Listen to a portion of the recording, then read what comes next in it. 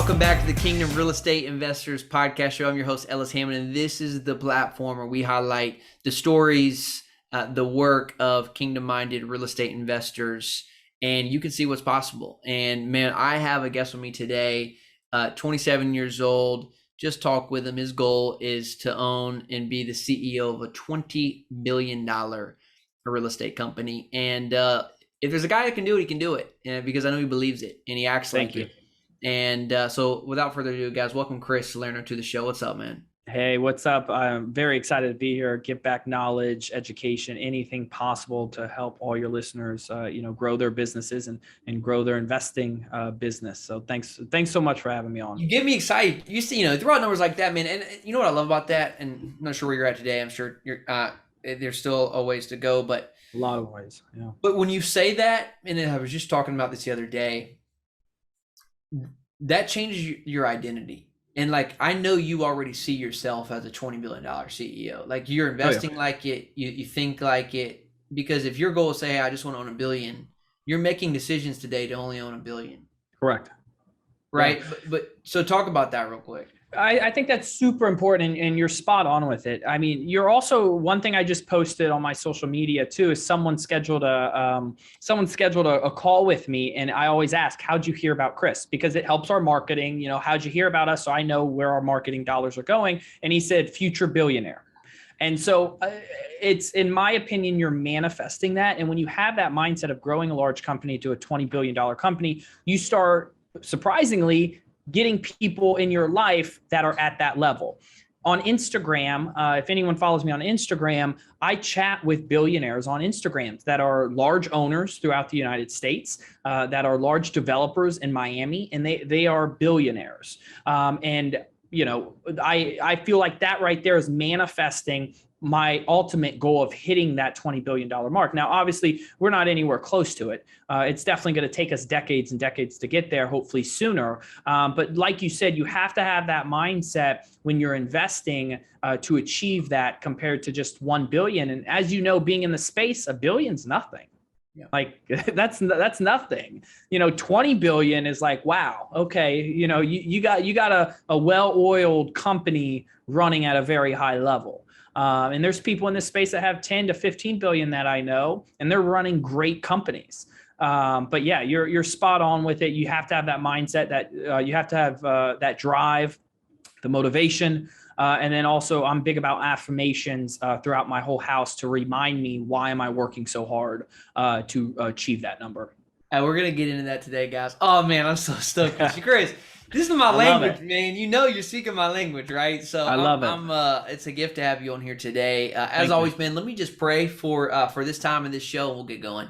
Let's do it. Heaven, thank you. Thank you for people like Chris who just dream big and want to accomplish something big for your name's sake. And so I pray that today would be the inspiration, maybe the belief that people need. God, that you would provide that by your Spirit and through Chris's story and vision for his life. Lord, may all that we do be honoring to your name. May Christ be glorified. God, may he increase as we decrease. We pray that in Jesus' name. Amen. Amen. So can we just dig in, man? Can we just kind of keep let's talk about these affirmations. So you said it reminds you of why you work so hard. Yep. What are those, and what do you mean?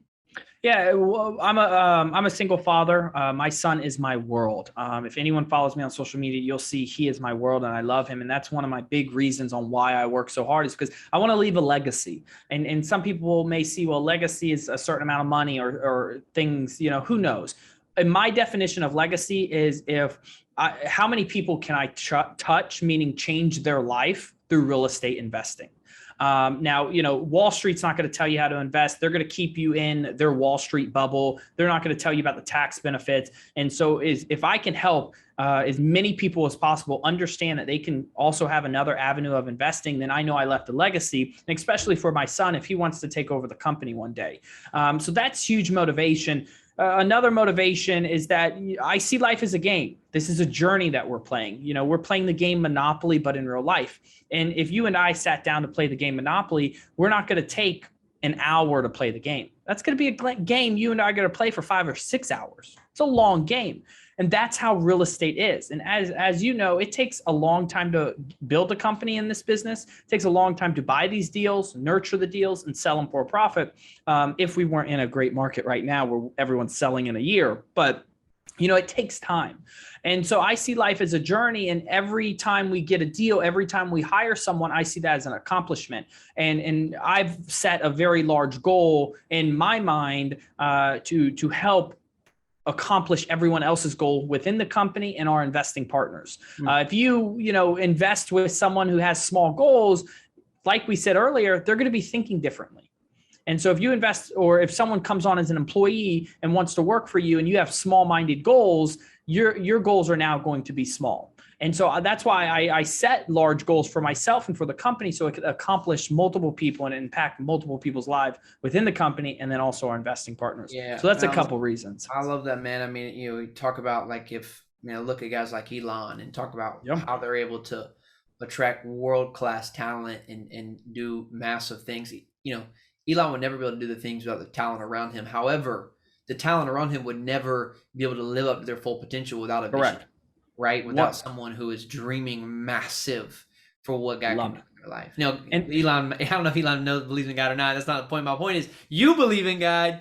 My listeners believe in God. Believe something big enough that God can do in your life, and you will attract those people to be a part of your team. And I do think that's a great principle that you live by, man. That's why you're getting great people to come work with you. Yeah, I appreciate it. And, we don't like high turnover. This is a family that everyone knows within the company. It's a family. We're always here for each other because, life will hit you sometimes personally. And if you don't have someone to go back and talk to or have that family support that is very strong, because you see each other every day. I see my family more than I see my mother, more than I see my own son.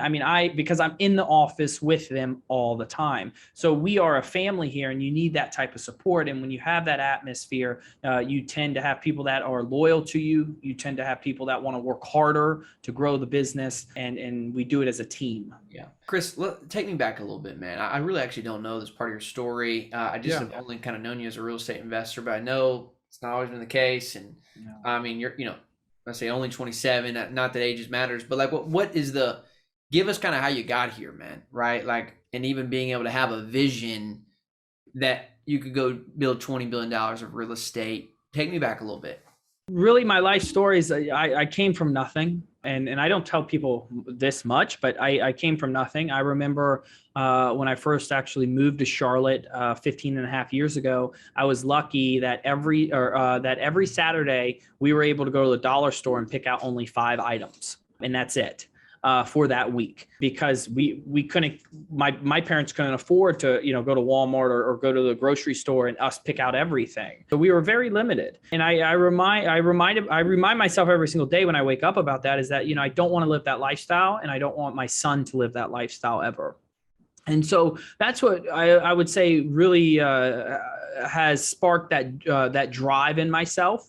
Ever since then, I've been working since I was 12 years old, under the table, obviously, so I can work. And then after that, I remember the jobs I worked. I worked 36-hour shifts with no break. And my boss would come in and yell at me to go home because he would get, or they didn't want to get fined by the state of North Carolina because I didn't take a break. And I worked so long. Where normally it's the opposite. You can't even get anyone in to work. I was the opposite. Is I wanted to work and work and work, because I knew that the more money you can make in life, the more people you can impact. And I realized that if you do good with money, you can impact the right lives, and you can change lives. And that's another form of leaving a legacy. All up until there, I created a couple companies, sold them, and then I got into real estate about 7.5 years ago, becoming the top broker in Charlotte, operating my own company, merged that with the number 1 company in the Carolinas. And then I fell into their operational roles, their COO, and made them 46% profitable in about a year and a half. When I left that company, they were producing around 147 million in annual sales. And I left to create QC Capital, created it with a certain amount in the bank account, started from scratch. And we're here today on where it's at, and very excited for a growth that is to come. You started in QC. How much was in the bank? Would you repeat that? If I had to give an exact number, it was around like 8,500. Okay. An Wow. exact number is in that ballpark. And today you guys are managing how much real estate? At one point, we were a little over 200. We sold 3 successful exits. We have another exit going right now. So we're sitting around 130, 135 at the moment. Yeah. And we should clear, our goal is 500 this year. We should clear close to 400, I would assume. We're on track. Dude, how do you, like, people talk a lot, like they start in this business, or let's say this, they're like you, they're working or doing something that they don't feel called, inspired to. Maybe they're successful at it, maybe they're not, but they want to go do something like you did. They want to go build something that gives them, that they can think about, and I want to do this for a lifetime. Like, Yeah. I can tell, dude, you're like me. I'm a life, like, I'm gonna build this thing for a lifetime, and I'm not gonna quit until it's massive. My team knows if I'm on my deathbed, you just better bring me my laptop, because I'll sit on my deathbed working. Yeah, and that's, we love it, man, and it's purposeful to us. We're doing something good for the world because of it. What about, like, how does a guy like you, though, go from 8,500? But I mean, clearly you had some operational experience. You were a great COO, but there's a lot. It's a lot different when now you got to go win the trust of brokers to buy big deals. So just talk about, man, let's start first how you got started and being able to buy large multifamily acquisitions. I think it helped tremendously coming from a brokerage background, because at the end of the day, all the brokers that we connect with if they're owning their own brokerage, that's great. But if they're just a regular broker, they always, from our knowledge and from our conversations, want to get over to the ownership side. They want to be a director of acquisitions. They want to, own their own private equity firm to buy these apartment complexes. Very rarely they want to have their broker experience be a whole career for, until they want to retire. So it was helpful building the relationships with those brokers. And that's how we were able to build trust at such an early stage in the company, is those relationships that we have. And as you know, this whole business is about relationships. Even with our investing partners, the investing partners have to trust us to invest alongside of us into these type of deals. And I was lucky enough to cultivate some wonderful clients in the single family industry that stuck with me. And when they called me up and they said, Chris, I have X amount, I want to buy some more single family, I said, let's hold off. I'm in the multifamily business now. Let me educate you about this. And once I started educating them about this, they said, I want to sell off all my single family and I want to just passively invest. And so that helped tremendously, was educating them to leave the single family space to then get into the multifamily space and passively invest. So if you're a young guy or young girl listening to this show, and they're like, man, beginning the career, what would you say, go ahead and jump straight into multifamily acquisition investment? Or do you think brokerage sales is a really good place to start even before you get into, because you're 27, so maybe there's, young 20s thinking this. What would you say, looking back? Would you do brokerage sales, or to go straight into it? I would say I would have went straight into multifamily sales as a broker instead of single family. I'm happy I went the way I did. But still brokerage. Still brokerage to get a better understanding. You need to have some base and some foundational experience. Reading books and all that's great, but in my opinion, you need that hands-on. And you need to really be active and hands-on. And you can do that with very limited experience and limited capital by being a broker or an analyst at one of these large companies to get an understanding and then go create your own firm. My group will also tell you that I'm the type that takes action and I go. And I figure it out as I go. I don't like to wait back and sit because you can miss opportunity. So I'd like to try to take that opportunity and on that journey, go ahead and, figure it out along the way, which has been very helpful. And I think what has helped to get to where I'm at today is that I'm a firm believer of I don't make the same mistake twice. And that's how I limit my mistakes, is I will not make the same mistake twice. And I will surround myself with people like you, coaches and mentors that have been through this journey where I can limit my mistakes as well. That if I feel something's coming up, I can give them a ring and say, hey, I'm about to go through this. Have you been through it? What's your thoughts? What did you do? Navigate me through this journey. Love that, man. So I got a couple thoughts here. So here's what I want to know next. So you're just over 100 million. What do you think it's going to take, both from a mentality standpoint, kind of personal development, but also what are you doing from a business development side to go from 100 to a billion? I just would love to ask you that question personally. Yep. So let's talk about personally. What is it going to take? Who do you have to become leader wise, and what are you doing to become that? Yeah. And then secondly, what are you doing for the business to go to really get to that first billion? Can't get to 20 without the first, right? That's Can't right. get to $1 million. You know, you can't. I agree. I would say you can't get to 1 million without 100,000. So it's like, Agreed. what's that first billion look like? Yeah, very much so. And that's a great question. Personally, I meditate in the mornings and evenings. I don't know if you meditate. I highly recommend meditating. It's been a huge stress reliever for me. And also, I have a therapist. I have a business therapist and I have a personal therapist. Business therapist. Yes, I have a business therapist and a personal therapist. What do they tell you? I got to know this, man. They My wife is a trained therapist. I never heard of a business therapist. So yes, I have a business and a personal, and the business is very similar to like a coach, but it helps me through extremely stressful times. The type of assets we're acquiring are Class A, brand new development in very prominent locations and markets. We're going up against groups that are fund of funds, insurance companies, large hedge funds. And so I'm placing anywhere from 1 million to 3 million hard day one, non-refundable, to be competitive in this market. And that takes a lot of mentality to sleep at night, to make sure you can sleep at night knowing you have 2 million hard on the line, that if anything happens, you'll lose that money. The business therapist really walks through it and helps me when it comes to cultivating that mindset, keeping a strong mindset, making sure I'm meditating, and if I'm, running through any issues, to help me overcome those throughout the company. When it comes to personal will do that very little when it comes to business, but they are mainly there for my personal self as well. So personal development, I highly recommend that. And then meditating, that right there is a huge benefit. There's some books I also love reading too. One I'm currently finishing called The Stress or The Upside of Stress. And it explains on why stress is good for you, and how to cultivate that stress into positivity. One thing that you'll know about me is that no matter what day it is, if it's raining, snowing, the world can be coming to an end. I will tell you it's a wonderful day, because I always seek the positive. And that's a great book.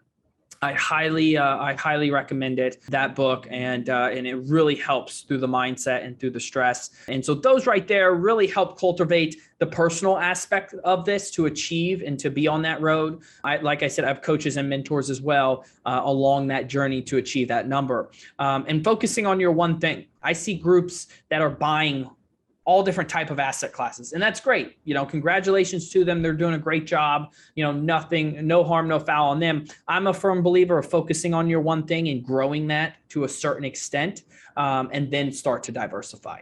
And so that's my main focus, is growing a multifamily company. And then we'll start to diversify at that point. On the second point, you talked about achieving the business aspect of things. And when it comes to the business aspect of things, it's making sure the team is nimble. They have all their resources. For me, I want to make sure our marketing is to par. We're generating enough leads so our head of investor relations can cultivate those leads. We have the right drip campaigns. We have the right touch formats. We're giving that customer service experience to our investing partners where they want to invest, they'll refer us, and they want to be with us long term.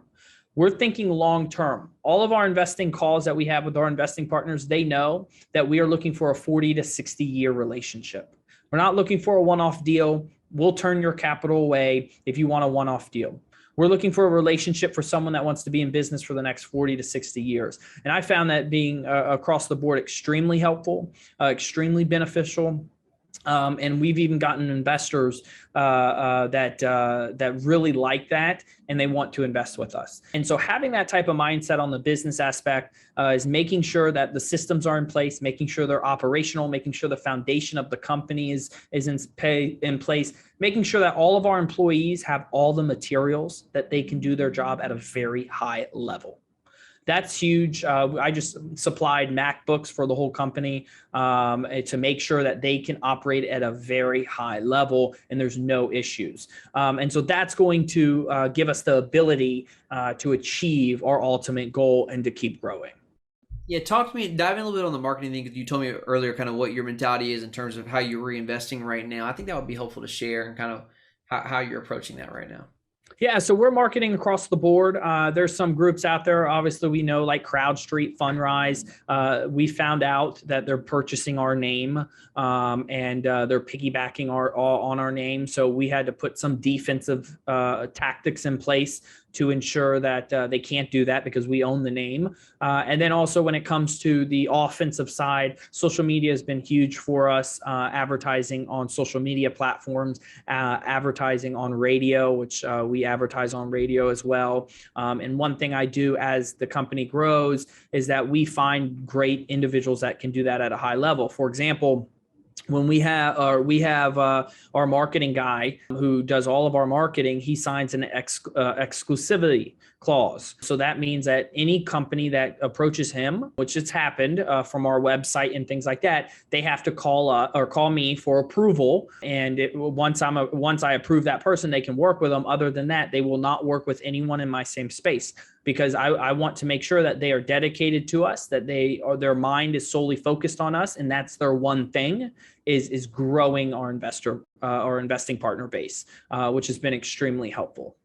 Yeah, that's key, man. I totally, now that we're, scaling teams for so long, and I do think that's a shift, right? When you start thinking like a $20 billion CEO is, in the beginning, I was, well, how can I get the most help for the least cost? And in order to do that, you have to you have to kind of hire people part-time, meaning you can't really afford to pay them a full salary. So, they're working for you a little bit, they're working for somebody else a little bit.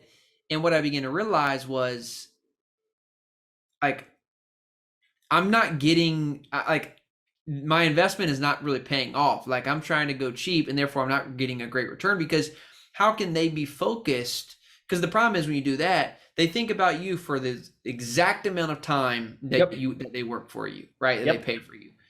I think about my business 24/7, dude. Like, I think about our brand, our company, and unless someone is committed full time to that as well, they don't have the capacity to think that much for you. They're not bought into the vision, and that's what I realized of, like, I want this dude or this person or this woman thinking about, I mean, clearly no one's going to think about it maybe as much as you do, but you get I think my point is that 100%.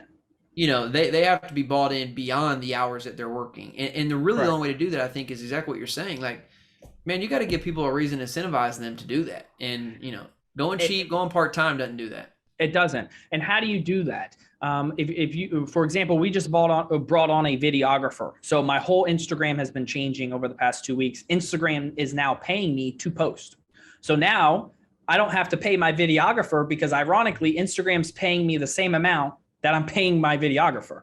So now I'm just pouring out content for free, which is great. But how did I get him? And I went to him, I said, what are your goals? What are your goals in life? Can I help you achieve those goals? Because my goals are very, very high. Not that many people have large goals. So my goals are extremely high. And everyone who I work we all work together, I know their goals. I have them in a Dropbox, everyone's goals. I have their disc profile, and they need to know that my goals are large enough to help them achieve their goals in life. And when you have someone that you bring on and you know their goals and you tell them that you're going to be there to help push them and get them to achieve their goals, they are going to be dedicated to you. They will be dedicated to you if you're going to help them reach their goals. And so all I know is that everyone's goals within the company, our marketing, our videographer, I know their goals, and I'm going to help them achieve those goals. And so they're going to work to help achieve my goals, because they know in return I'm going to help get them to achieve their goals. Now, not everyone's going to be like you and I, like you said. My girlfriend now, she woke me up the other morning. She goes, you literally just, last night you were talking in your sleep about a deal. I said, I eat, sleep, and breathe real estate. And she said, you literally were talking about this deal that you guys are looking to get. I said, I love real estate. I dream about it. I'm so involved, and I don't expect our employees to be like that. Like how I am, I don't expect any of our individuals that work for us as well to have that mindset, but I do expect them to be dedicated and driven to achieve their goals. And they are, because they know I want to help get them to that point. Yeah. Yeah. Awesome, man. Dude, the last thing I want to talk on, man, before we wrap up is, you told me faith is becoming more important in your life, and you started going back to church, or maybe going to church recently. Tell me kind of, where do you find yourself at, man, in your faith journey, and why is that something that maybe you feel like God is kind of calling you back a little bit, that's becoming of interest? Tell me where you're at. Tell me why'd you start going back to church? So I went to private school for about 4.5, 5 years. And I had a Bible study every Wednesday in school. I went to a Christian church where I dressed up suit and tie. Like, that's how it was, suit and tie every Sunday. And we never missed a Sunday. Rain, thunderstorms, hurricane, we were still there. And ever since I moved, it kind of got lost in the mix. And just recently, about 1.5 years ago, I went through a breakup. I just felt like the calling was to go back and to surround myself with good people, people that had a great mindset. And I started going back, and I started meeting people that ironically are in the same space as myself. And we started talking about it more and more. And I'm seeing myself go back more and more. So I'm drawn to it amongst the peers that are in my life now, which I love, and love to be surrounded with those individuals. What are you learning about God right now? What's sticking out to you? Really, what's sticking out is the previous church I went to with a friend of mine is a non-denominational church, and really that no matter who you are, God loves you. And he doesn't judge. And sometimes we get into that mindset of judging people very quickly, or judging a book by its cover. And they talked about, to open your mind, to have welcoming arms. And that's, definitely been an eye opener. And I think it needs to be, with everything that's been going on with, the crime that's been the very large crime with the mass shootings and things like that. I think, people really need to have that in their mind, is that at the end of the day, we all have a heart, and we should all love each other and help each other grow. Yeah, I love that, man. One of the things we talk about here, and it might be helpful for context for you, I don't know if our listeners have heard this in a while, but because it's the Kingdom REI show, I feel like I should share this. And we can wrap up with this. But I had a guy, you may know him, Ryan Smith. Remember? Yep. Ryan Smith very well. Yeah. Elevation Capital. He was like episode 5 early on in the show, and I was just kind of an early entrepreneur, really green, and he came on the show, business veteran, man of faith, and he shared something with me. He said, "Ellis," I said, "Ryan, what makes you what makes being a Christian, a follower of Jesus, a man of faith, so powerful in business? Why is that an advantage? Where maybe most people would say, faith is a crutch, or faith makes you not focused on business because you're worried about heaven or whatever, right?" I'm like, why do you say that that's so powerful? And he said, it's really simple, man. He said, most of the world that doesn't have faith, it's not rooted in something, especially in business, especially as an entrepreneur, especially as an achiever, is always looking to what's ahead, the future success. So 20 billion, let's say, right? As I need this for my identity, right? Meaning like, and once I get here, then I will be something. Once I get here, then I will have approval. Once I get here, then I'm successful. He said that's what all the world's doing. And so they're constantly chasing, and they're constantly making decisions based on that. He said, I became a Christian, I forget when he said, in my early teens or whatever. And he said, what happened to me is my identity was formed then, meaning I learned for the first time that because of what Christ has done for me on the cross, that God saw me as his son, not based on anything that I had done, but because of what Christ has done for me. And he's like, that identity has shaped who I am. And so now that I'm in the world, I'm operating business, everyone else is worried about what people are going to think of them in the future. He's like, I look backwards. He's like, everyone's looking forwards, and I look backwards, because my identity, I love you, son, you're my child, was formed when I place my faith in Christ. And he's like, and I love what he's like, that makes me dangerous. I love it. And I just have always appreciated that, man. I want to share that with you. I want to share that with our listeners. Love Like, that. guys, that's what's different about us as Kingdom Real Estate investors. The whole world is looking for the future of something to identify them or give them an identity, where we say, no, we operate out of an identity of love. Amen. And I think you know this, man. You know, like, you have a child and a kid, a little boy that you love so much. You want his identity of like, I'm your dad's son, and you can go do whatever you want. I'm sure he could take over your company or not take over your company, and he'd still I love him. I love him. Yeah. Yep. So would I, man. And I have a little girl now too. And I think that makes us powerful. Amen, right? To that we can enjoy the journey. And if we get to 20 billion, man, freaking awesome. I hope we get there. But if not, we're still going to enjoy the journey, because our identity is our identity is rooted. Love that. Love it. So, man, I'm so grateful for you. I'm so pumped. I can't wait to see you hit that. You know, I was telling Chris for the show, man, I was like, it's a race right now, but it's not. We're partners in this. We're brothers in this. We're building a much bigger kingdom. And I'm grateful to have you on the show, man. I wish you the best. I want people to know where you're at, what you're doing. Yep. Clearly, you got an Instagram. I just looked at it. I want to ask you how you're getting paid, but we don't have time for that yet. So follow him on Instagram, guys. But also your company. Where can they go, Chris? Yeah, you can follow me on Instagram, which is Chris_Salerno_. But the main point of contact, if you go to our website, www.qccapitalgroup.com, in the top right-hand corner, it says Become an Investing Partner. Click on that, fill out your information, and someone from the investor relations team will be on a call with you, on a one-on-one call to see if we're a good fit for a partnership for the future, and help you out any way we can. Guys, qccapital.com. Go follow him, man, Chris. He's going to do big things. Appreciate you, man. Thank you so much. All right. Talk soon.